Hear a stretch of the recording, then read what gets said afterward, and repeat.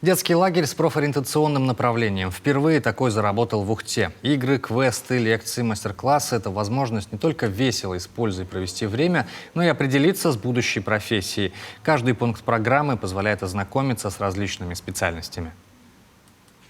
В этом году у нас стартовал образовательный проект «Наши дети в университете». Длительность образовательной программы 2 недели. Детки приходят к нам на 2 часа. Программа при этом очень насыщенная каждый день. Ждут различные мастер-классы по химии, по физике, по астрономии, по рисованию. Все наши программы, всю нашу программу, все наши мероприятия мы основывали именно на профессиях университета. Кем здесь можно стать, на кого можно выучиться. Например, у нас сейчас проходит профориентационный квест, где каждая станция – это факультет университета, где дети могут себя попробовать кем-то в профессии, на кого там можно обучиться. Занятия проходят с 10 до 12 часов по будням. Первая группа – 10 школьников от 9 до 14 лет.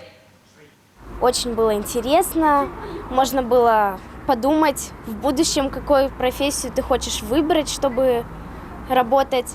И запомнилось, когда мы изучали факультет архитектуры, мы строили мост из спичек. Это было очень сложно, но нам помог вожатый, и все получилось. Мы собирали мост из спичек. Еще мы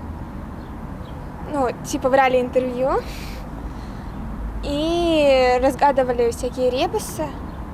Квест проходили. Впереди у ребят двухнедельная смена с увлекательными занятиями в телестудии, уроками вокала и ораторского мастерства, а после подведения итогов и вручения сертификатов.